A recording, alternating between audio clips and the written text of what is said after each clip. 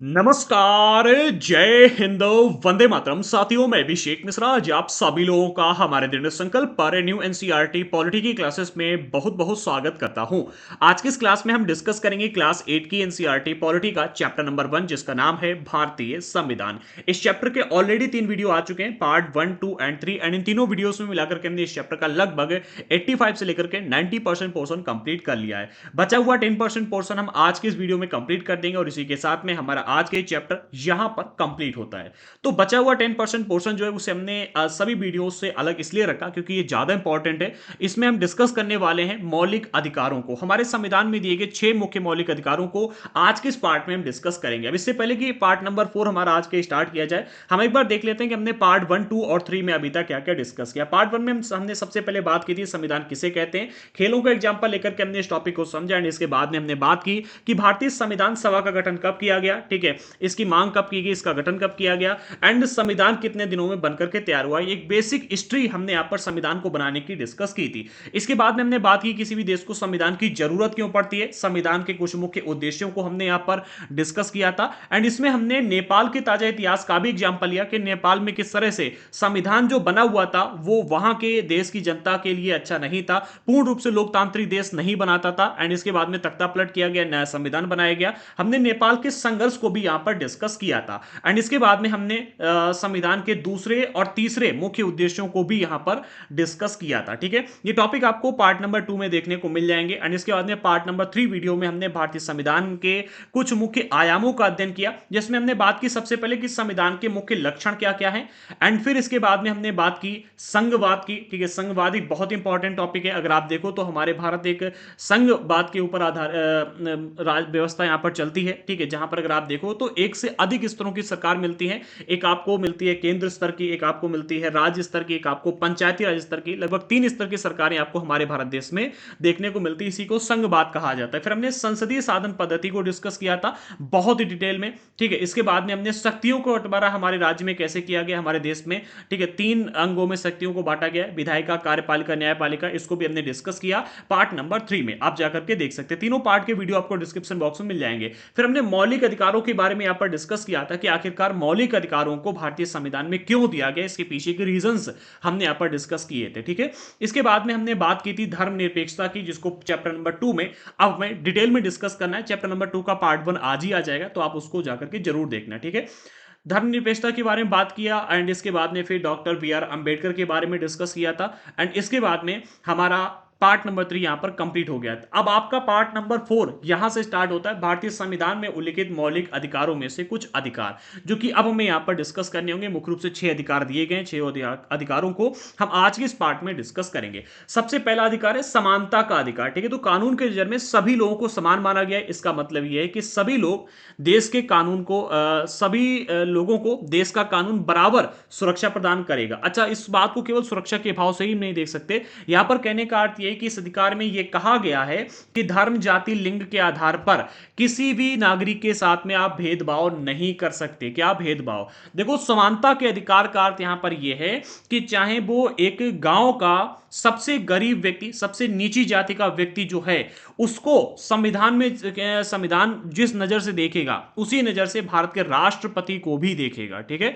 यह संविधान में समानता का अधिकार दिया गया। जो कानून का पालन एक भिखारी को करना पड़ेगा, वही कानूनों का पालन इस देश के राष्ट्रपति को भी करना पड़ेगा। जो सजा इस देश के राष्ट्रपति को मिलेगी, वही सजा इस देश के भिखारी को भी मिलेगी, ठीक है। तो कहने का अर्थ यहां पर यह कि कानून की नजर में सभी समान है। किसी भी व्यक्ति के साथ में आप धर्म, जाति, लिंग या फिर किसी और आधार पर भेदभाव नहीं कर सकते, ठीक है। खेल के मैदान, होटल, कानून इत्यादि सार्वजनिक स्थानों पर सभी को बराबर का अधिकार मिले। कहने का अर्थ यह कि कोई व्यक्ति अमीर परिवार से आए इसलिए उसको होटल में ज्यादा सम्मान देने की जरूरत नहीं है, ठीक है। और कोई व्यक्ति गरीब फैमिली से अगर आया है तो उसको होटल में ना घुसने दिया जाए, इसकी इजाजत संविधान बिल्कुल भी नहीं देता। अगर आपके साथ ऐसा हुआ है तो आप इसके खिलाफ केस कर सकते हैं, ठीक है। क्या कहा जा रहा है? खेल के मैदान, होटल, दुकान इत्यादि सार्वजनिक स्थानों पर सभी को बराबर पहुंच का अधिकार होगा। अगर आपके पास पैसे हैं, होटल में आप जाकर के खाना खा सकते हैं, आपको कोई भी नहीं रोक सकता, आप किसी भी जाति, धर्म या फिर लिंग से क्यों ना आते हो, ठीक है। आगे बढ़ते हैं। रोजगार के मामले में राज्य किसी के साथ में भेदभाव नहीं कर सकता। राज्य ये नहीं कह सकते कि आप मुसलमान इसलिए आप इस नौकरी के लिए अप्लाई नहीं कर सकते, ठीक है। तो सभी लोग जो हैं कानून की नज़र में बराबर हैं, इसलिए रोजगार के क्षेत्र में राज्य किसी के साथ में भेदभाव नहीं कर सकता। लेकिन इसके कुछ अपवाद भी हैं, ठीक है, जिसके बारे में हम इसी किताब में आगे पढ़ेंगे, ठीक है। जैसे कि आपका जो अगला पार्ट रहेगा, ठीक है, धर्म वाला रहेगा, ठीक है, तो उसमें हम इस चीज को डिस्कस करेंगे। और उसके आगे वाले पार्ट में भी, जैसे कि यहाँ पर कहा गया है कि रोजगार के मामले में या फिर समानता के अधिकार को जो हमने अभी तक यहाँ पर डिस्कस किया, इसमें कुछ अपवाद भी हैं, ठीक है, जिन अपवादों को आगे चल करके हम डिस्कस करेंगे। और पीछे हमने क्लास 6 के एनसीईआरटी में जो हमारा समानता, एक मिनट, क्या कहते हैं उसे, हम्म, विविधता विविधता वाला चैप्टर था, चैप्टर नंबर 1 एंड 2, जो भारत में विविधता पाई जाती है, भेदभाव पाया जाता है, उस वाले चैप्टर में डिस्कस किया था। लेकिन जैसे जैसे हम आगे बढ़ेंगे, ठीक है, इसी किताब में हमें और भी इसके बारे में टॉपिक पढ़ने को मिलेंगे। समानता के अधिकार में किस प्रकार के और क्या क्या अपवाद दिए गए हैं। छुआछूत की प्रथा का उन्मूलन हमारे संविधान द्वारा कर दिया गया। आप किसी भी व्यक्ति को आप निजी जाति के वजह से, निजी जात का होने की वजह से उसके साथ में आप भेदभाव नहीं कर सकते हो, ठीक है। अगला जो मौलिक अधिकार दिया गया है वो स्वतंत्रता का अधिकार। इस अधिकार के अंतर्गत अभिव्यक्ति और भाषण की स्वतंत्रता, ठीक है, सभा संगठन बनाने की स्वतंत्रता और देश के किसी भी भाग में आने जाने और रहने तथा कोई भी व्यवसाय, पेशा या कारोबार करने का अधिकार दिया गया। कहने का अर्थ यह कि भाई अगर आप भारत के नागरिक हो, भारत में रहते हो, तो आपको पूर्ण रूप से स्वतंत्रता मिली हुई है। पूर्ण रूप से स्वतंत्रता का अर्थ है आप कुछ भी बोल सकते हो, भाषण की स्वतंत्रता है। लेकिन कुछ भी बोलने का अर्थ यह नहीं है कि आप किसी व्यक्ति विशेष के खिलाफ बोल रहे हो, ठीक है। अगर आप व्यक्ति विशेष या देश विरोधी बातें करोगे तो आप मतलब यहां पर स्वतंत्र नहीं हो। स्वतंत्रता का अर्थ है कि अगर आप कुछ ऐसा बोलने चाहते हो जो आपके अधिकार क्षेत्र में आता है तो आप बोल सकते हो, ठीक है। देखो हमारे भारत देश में जितना अधिक स्वतंत्रता दी गई है, इतनी किसी भी देश के पास में, किसी भी देश के नागरिकों को स्वतंत्रता नहीं दी गई। सबसे ज्यादा स्वतंत्रता बोलने के लिए क्षेत्र में अगर आप कहोगे तो हमारे भारत देश में ही दी गई है, ठीक है। आगे बढ़ते, दूसरा, सभा या संगठन बनाने की स्वतंत्रता। आप जैसा चाहो वैसा संगठन बना सकते हो, ठीक है। कई बार आप देखो व्हाट्सएप पे तो बड़ा अजीब अजीब ग्रुप्स चलते हैं, आप भी ज्वाइन होगे, ठीक है। अजीब अजीब ग्रुप्स चलते हैं, डार्क वेब नाम के ग्रुप चलते हैं, उसमें ऐसे तैसी मतलब बहुत सारे संगठन ऐसे हमारे समाज में बनाने की स्वतंत्रता है, ठीक है। देश के किसी भी भाग में आने जाने और रहने की स्वतंत्रता है। आप देखोगे कि भाई उत्तर भारत का व्यक्ति दक्षिण भारत में जाकर के व्यापार करता है, रहता है, इसी तरह से भारत के किसी भी क्षेत्र में आप आ जा सकते हो, रह सकते हो, ठीक है। इसके अलावा कोई भी व्यापार कर सकते हो, सभी प्रकार के व्यापार करने की स्वतंत्रता है। ऐसा नहीं कि आप अगर इस जाति से आए हो तो वो व्यापार नहीं कर सकते, ठीक है, उस जाति से आए हो तो वो व्यापार नहीं कर सकते। संविधान इसका अधिकार नहीं देता। समाज की बात अलग है, समाज में आपको ना करने दे समाज, उसकी बात अलग है, लेकिन संविधान इसकी मंजूरी देता है कि आप हर व्यापार कर सकते हो, ठीक है। आगे बढ़ते हैं, कोई भी पेशा यूज कर सकते हो, कोई भी कारोबार कर सकते हो, इसका अधिकार संविधान में दिया गया है। लेकिन वो बात अलग है कि समाज में आपको करने नहीं दिया जाएगा। जैसे कि मंदिरों में अगर हम बात करें तो मंदिरों में पंडित बनने का जो अधिकार है वो ब्राह्मणों को प्राप्त है, ठीक है, कैसे, सामाजिक रूप से। लेकिन कानून में जो कहा गया है, कानून में ऐसा नहीं कहा गया कि भाई अगर आप ब्राह्मण नहीं है तो आप मंदिर में पुजारी नहीं बन सकते, ठीक है। तो यहां पर समानता का अधिकार दिया गया है। मैं इसमें कंफर्म नहीं हूं, शायद ऐसा है नहीं, ठीक है। आप बताइए कंफर्म, क्या मंदिर में किसी और जाति का व्यक्ति पुजारी बन सकता है? यानी पूजा करने का अधिकार तो सभी को दिया गया है, ठीक है। पूजा करने का अधिकार सभी को दिया गया है, तो कोई भी व्यक्ति पुजारी भी बन सकता है। हाँ, ये मतलब होगा, ठीक है। मैं इसके ऊपर डिटेल में जानकारी करूंगा एंड उसके बाद में इसका जो डिटेल वाला वीडियो आएगा, क्वेश्चन आंसर वाले वीडियो में जरूर बताऊंगा, ठीक है। वैसे मैं यहाँ पर थोड़ा सा कंफ्यूज हूँ क्योंकि संविधान में समानता की बात की गई है, ठीक है, और पुजारी की जहां तक बात है तो पूजा करने के लिए उसे रखा जाता है, ठीक है। और पूजा करने के लिए रखा जाता है तो जरूरी नहीं कि भाई पूजा केवल ब्राह्मण ही करे, ठीक है। धर्म में तो ऐसा कहा गया है कि ब्राह्मण ही पूजा का अधिकार है, क्योंकि ब्राह्मण लोग ऐसा कहते हैं। बट यहाँ पर क्या है कि थोड़ा सा कंफ्यूजन है। मैं अगले पार्ट में, अगले चैप्टर में इस बात को कंफर्म कर दूंगा, क्लियर कर दूंगा, ठीक है। तो अगला जो अधिकार दिया गया है मौलिक अधिकार, वो है शोषण के विरुद्ध अधिकार। तो संविधान में कहा गया है कि मानव व्यापार, जबरियन श्रम, ठीक है, और 14 वर्ष से कम उम्र के बच्चों को मजदूरी पर रखना अपराध है। आपने कई बार देखा होगा हम लोगों को गुलाम बना लेते थे।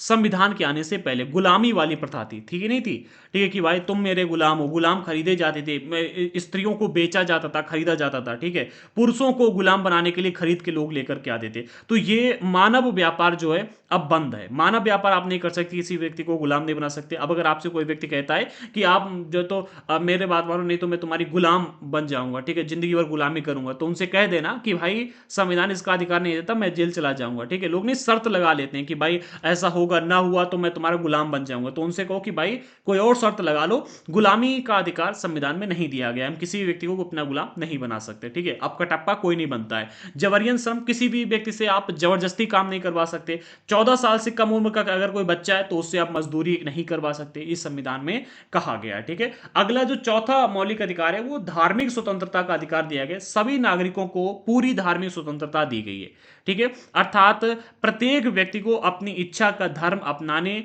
उसका प्रचार प्रसार करने का अधिकार दिया गया है, ठीक है। प्रत्येक व्यक्ति को, आप कोई भी व्यक्ति हो, ठीक है, अपने धर्म को, किसी भी धर्म को आप अपना सकते हो, हिंदू हो तो मुसलमान अपना सकते हो, मुसलमान हो तो हिंदू धर्म अपना सकते हो, ठीक है, और प्रचार प्रसार भी कर सकते हो, ठीक है। जैसे कि अभी अगर आप देखोगे तो बागेश्वर धाम वाले जो बाबा जी हैं, उनका ना काफी लोगों ने विरोध किया कि भाई आप मतलब धर्म के लेकर के ऊट पटांग बातें बोल जाते हैं, ठीक है, और धर्मांतरण करवाते हैं, बहुत सारी बातें कही, और केस में कोर्ट में केस भी गया था।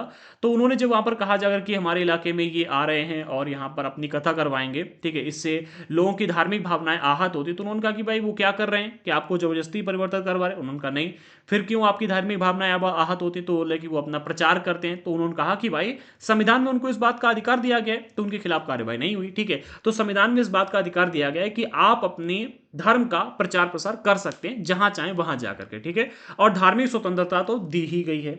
अगले जो मौलिक अधिकार है वो सांस्कृतिक और शैक्षणिक अधिकार। संविधान में कहा गया है कि धार्मिक या भाषाई सभी अल्पसंख्यक समुदाय अपनी संस्कृति की रक्षा और विकास के लिए अपने अपने शैक्षणिक संस्थान खोल सकते हैं। कहने का अर्थ यहां पर यह है कि धर्म और भाषाई, ठीक है, क्या कहा गया है, संविधान में कहा गया है कि धार्मिक या फिर भाषाई सभी अल्पसंख्यक समुदाय, जो अल्पसंख्यक समुदाय हैं, ठीक है, भारत में रहने वाले अल्पसंख्यक समुदाय जो हैं, वो अपनी संस्कृति की रक्षा और विकास के लिए शैक्षणिक संस्थान खोल सकते हैं। इसलिए तो आप देख रहे हैं मदरसे कितने सारे चालू हैं, ठीक है। और मदरसों के ऊपर आप देखोगे बहुत सारे वीडियोस भी बनते रहते हैं। देखो यहां पर आप विरोधाभास वाली बात मत करना, बट मैंने ऐसे कई सारे वीडियोस देखे जहां पर मदरसों में बच्चों के साथ में ऊट पटांग हरकतें होती हैं, ठीक है। तो ये गलत है, ठीक है। मदरसे चलाओ, मैं इसके खिलाफ नहीं हूं, बट ये ऊट पटांग हरकतें बंद करो, ठीक है।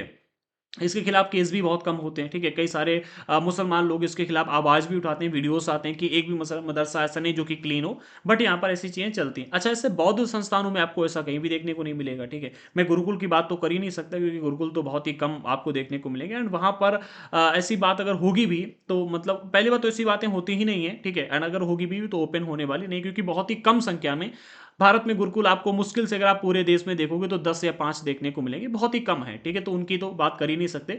मदरसे बहुत बड़े पैमाने पर हैं, बट वहां पर ऐसी चीजें होती हैं और ऐसी चीजें देखने को भी मिलती हैं, बहुत सारे वीडियोस आते हैं। अगले पॉइंट में कहा जा रहा है कि संवैधानिक उपचार का अधिकार है। यदि किसी नागरिक को लगता है कि राज्य द्वारा उसके मौलिक अधिकारों का उल्लंघन किया गया है, ठीक है, तो इस अधिकार का सहारा लेकर के वो अदालत जा सकता है। अच्छा, इन सभी अधिकारों के अलावा कुछ अधिकार और हैं जिनको मैं यहां पर आपको बता देता हूं। एक अधिकार है जीवन का अधिकार, ठीक है। अगर आपके जीवन को किसी प्रकार क्षति पहुंचती है, अगर आप भूखे हैं, ठीक है, तो राज्य सरकार की जिम्मेदारी है कि वो आपको भोजन उपलब्ध करवाए। इसी वजह से राज्य सरकार जो है सभी को राशन की सुविधा मुहैया कराती है, जो गरीब लोग हैं उनको राशन दिया जाए, ठीक है। और इसके खिलाफ कोर्ट में केस गया था, एंड कोर्ट में इस कोर्ट में गए थे लोग, और इसके बाद में ही कोर्ट जाने के बाद ही पूरे देश को राशन की व्यवस्था करवाई गई। एंड इसके अलावा शिक्षा का अधिकार भी मौलिक अधिकारों की श्रेणी में रखा गया है, सभी व्यक्तियों को पढ़ाना, ठीक है, ये भी राज्य की का कर्तव्य है, देश का कर्तव्य है, तो सभी लोगों को शिक्षा मिलनी चाहिए। एंड इसके अलावा अगर आप देखोगे तो शिक्षा हो गया, भोजन हो गया, ठीक है, और भी कई सारे अधिकार हैं जो कि आगे एक एक करके हम डिस्कस करेंगे, ठीक है। अभी यहां पर अगर लेकर के बैठ जाएंगे तो मतलब बहुत टाइम लग जाएगा, ठीक है। आगे बढ़ते हैं। चैप्टर का लास्ट टॉपिक है शब्द संकलन। कुछ इंपॉर्टेंट शब्द इस चैप्टर में हमने डिस्कस किए जो कि अभी यहां पर दिए गए, इनको आप थोड़ा समझ लीजिएगा, इनके ऊपर प्रश्न आ जाता है। तो सबसे पहला है मनमानापन। जब सब कुछ किसी के व्यक्तिगत फैसलों या फिर पसंद नापसंद से चलने लगता है तो उसे मनमानापन कहा जाता है। जहां नियम तय नहीं किए गए हों, जहां फैसलों का कोई भी आधार नहीं है, उसे मनमानापन कहा जाता है। देखो आपने कई बार देखा होगा, हम जो मूवीज देखते हैं, ठीक है, तो मूवीज में ऐसा आपको देखने को मिलता है। जो विलेन होता है वो अपने मनमाने ढंग से काम करता है, संविधान मनमानेपन का अधिकार नहीं देता है। ठीक है, संविधान में अगर राजा बैठेगा, अगर कोई मुख्यमंत्री, तो अपने मनमानेपन के हिसाब से काम नहीं कर सकता। ठीक है, आगे बढ़ते हैं। अगला है आदर्श। ठीक है, तो जब कोई लक्ष्य या फिर सिद्धांत अपने सबसे शुद्ध या सर्वश्रेष्ठ रूप में होता है तो उसे आदर्श कहा जाता है। ठीक है, उसे आदर्श कहा, जब कोई लक्ष्य या फिर सिद्धांत अपने सबसे शुद्ध या फिर सर्वश्रेष्ठ रूप में होता है तो उसे आदर्श कहा जाता है। जैसे कि हम अपने बहुत सारे लोगों को अपना आदर्श मान लेते हैं कि भाई उनको उनसे सीखकर बड़े, वो हमारे क्या है, आइडल। ठीक है, तो आइडल आप कह सकते हो। ठीक है, अगला है भारतीय राष्ट्रीय आंदोलन। ठीक है, हाँ एक बात और यहां पर सीखिएगा, अगर आप किसी को अपना आदर्श मान रहे हैं, किसी को अपना आइडल मान रहे हो, तो सोच समझ कर मानो, क्योंकि इसका जो परिभाषा है उसको एक बार समझ लीजिएगा। ठीक है, जब कोई व्यक्ति जब कोई लक्ष्य या फिर सिद्धांत सबसे शुद्ध या फिर सर्वश्रेष्ठ रूप में होता है, तो जब भी आप किसी को अपना आइडल मानो तो देखो कि वो सर्वश्रेष्ठ है या नहीं है। ठीक है, तभी उसको आइडल मानो अपना। अगला, भारतीय राष्ट्रीय आंदोलन। तो भारतीय राष्ट्रीय आंदोलन का उदय 19वीं सदी में हुआ था। ठीक है, इस आंदोलन में हजारों मर्द औरत ब्रिटिश शासन से लोहा लेने के लिए एकजुट हुए थे, और यह आंदोलन 1947 में भारत की आजादी में परिणत हुआ था। ठीक है, आगे बढ़ते हैं। राज्य व्यवस्था पॉलिटी। ठीक है, जो कि हम पढ़ रहे हैं, इसका आशय एक ऐसे समाज से है जिसकी राजनीतिक संरचना व्यवस्थित है। ठीक है, और भारत एक लोकतांत्रिक राज्य व्यवस्था, याद रखना। ठीक है, जो पॉलिटी या फिर हम कहें राज्य व्यवस्था, इस शब्द का इस्तेमाल किया गया चैप्टर में। ठीक है, तो इसका आशय, इसका अर्थ एक ऐसे समाज से है जिसमें राजनीतिक संरचना व्यवस्थित होती है। ठीक है, तो हमारे भारत देश की राजनीतिक व्यवस्था तो व्यवस्थित है संविधान के अनुसार, इसलिए हम एक राज्य, एक मिनट, भारत एक लोकतांत्रिक राज्य व्यवस्था है। ठीक है, आगे बढ़ते हैं। अगला, संप्रभु किसे कहा जाता है, इस शब्द को हमने पार्ट 3 में डिस्कस किया था। तो इस अध्याय में, ठीक है, जो हमारे चैप्टर में संप्रभु शब्द का इस्तेमाल किया गया है, तो इस अध्याय में इसका संदर्भ स्वतंत्र जनता को संप्रभु कहा गया है। स्वतंत्र जनता को संप्रभु कहा गया है इस चैप्टर में। ठीक है, मानव व्यापार की जो बात की गई, अभी हम एक बार देख चुके हैं बट फिर भी देख लेते हैं। तो राष्ट्रीय सीमाओं के आर पार विभिन्न चीजों की गैर कानूनी खरीद बिक्री को अवैध व्यापार कहा जाता है। ठीक है, जैसे कि ड्रग्स का व्यापार है, ठीक है, वो एक अवैध व्यापार है। सोने का व्यापार इनलीगली बहुत अधिक होता है। पक्षियों का व्यापार बहुत ही ज्यादा होता है इनलीगली। हाथी दांत का व्यापार बहुत ज्यादा इनलीगली होता है। तो ये सारे के सारे अवैध व्यापार की श्रेणी में आते हैं। इस चैप्टर में जिन मौलिक अधिकारों की चर्चा हमने की है उसके संबंध में अवैध व्यापार का मामला का मतलब औरत और बच्चों की गैर कानूनी खरीद फरोख्त से है। ठीक है, औरतों का आज भी बहुत बड़े पैमाने पर मतलब अवैध व्यापार होता है। आप जितने भी रेड लाइट एरिया देखोगे वहां पर औरतें जो लाई गई हैं उनको इसी के तहत लाया गया है, एंड लाने के बाद उनको हैवी डोज ड्रग का दिया जाता है, फिर उनके साथ में गलत हरकतें करवाई जाती हैं, एंड उसके बाद में फिर वो मतलब इसी में लीन हो जाती हैं, फिर उनको मजबूरन वो ड्रग चाहिए होता है, व्यापार करना पड़ता है। मैंने इसके पीछे स्टोरी एक दो पढ़ी थी तो मुझे इसकी जानकारी है, बाकी मैं कभी गया नहीं हूं तो मुझे इसकी फुल डिटेल नहीं पता है। अगर कभी मतलब जानकारी की तो मैं इसके बारे में एक वीडियो जरूर बनाऊंगा। ठीक है, जिसे मानव व्यापार कहा जाता है। ठीक है, तो औरतों बच्चों को गैर कानूनी तरीके से खरीदना या बेचना, ठीक है, ये मानव व्यापार की श्रेणी में आता है एंड ये गैर कानूनी है। इसके अलावा निरंकुशता, इसका मतलब सत्ता या अधिकारों के क्रूर या अन्यायपूर्ण इस्तेमाल से है। ठीक है, अगर कोई राजा मतलब ये मुख्य एक मिनट, बुरा मत मानना, ठीक है, बट हमारे योगी जी जो हैं उनके ऊपर ऐसे बहुत सारे वीडियो बने हुए हैं कि उनका बुलडोजर किसी को नहीं देखता, ना कानून को, ना कोर्ट को, ना किसी को। ठीक है, तो एक निरंकुशता की तरह ये अपराधियों के ऊपर अपना शिकंजा कसते हैं। ठीक है, भाई विकास दुबे की कार पलटा दी, बताओ, निरंकुशता ही तो है। किया, सही किया गलत किया मैं उसकी बात नहीं कर रहा, बट संविधान में जो कहा गया मैं उसकी बात कर रहा हूं। ठीक है, तो ये एक प्रकार से निरंकुशता है। ठीक है, तो निरंकुशता का अर्थ होता है कि सत्ता या अधिकारों के क्रूर एवं अन्यायपूर्ण इस्तेमाल से इसका अर्थ निकलता है। ठीक है, तो हमारा आज का ये चैप्टर यहां पर कंप्लीट होता है। आई होप कि हमारे जो भी टॉपिक रहे वो आपको समझ में आए होंगे। ठीक है, तो जिसने भी अभी तक हमारे चैनल को सब्सक्राइब नहीं किया कर लीजिएगा। टेलीग्राम पर जरूर ज्वाइन कर लेना, लिंक हमने डिस्क्रिप्शन बॉक्स में प्रोवाइड कर दी है। इंस्टाग्राम की भी लिंक आपको डिस्क्रिप्शन बॉक्स में मिल जाएगी, ज्वाइन कर लेना। इंस्टाग्राम पर हम बहुत सारे मतलब पोस्ट डालते रहते हैं, मोटिवेशनल है, तो जरूर ज्वाइन कर लेना। एंड फेसबुक पर भी फॉलो कर लीजिएगा। जिसने अभी तक हमारे नोट्स परचेस नहीं किए, नोट्स की लिंक आपको डिस्क्रिप्शन बॉक्स में मिल जाएगी, जाकर के डायरेक्टली नोट्स परचेस कर सकते हो। अदरवाइज हमने हमारा व्हाट्सएप नंबर भी दे दिया है, व्हाट्सएप पर मैसेज करके भी आप हमारे नोट्स को परचेस कर सकते हो। आई होप कि हमारी क्लासेस आपको पसंद आ रही होंगी। अगर कोई भी आप सुधार चाहते हो तो कमेंट बॉक्स में बताओ, आपको वो सुधार देखने को मिलेगा। तो मिलते हैं अगले वीडियो के साथ में, अगले चैप्टर में, जिसका नाम है धर्मनिरपेक्षता की समझ। धर्मनिरपेक्षता किसे कहा जाता है इसकी समझ हम यहां पर विकसित करेंगे। फिर धर्मनिरपेक्षता के ऊपर एक और चैप्टर है जिसमें हम इसको और बारीकी से समझने का प्रयास करेंगे। तो मिलते हैं अगले वीडियो के साथ में, तब तक के लिए जय हिंद साथियों।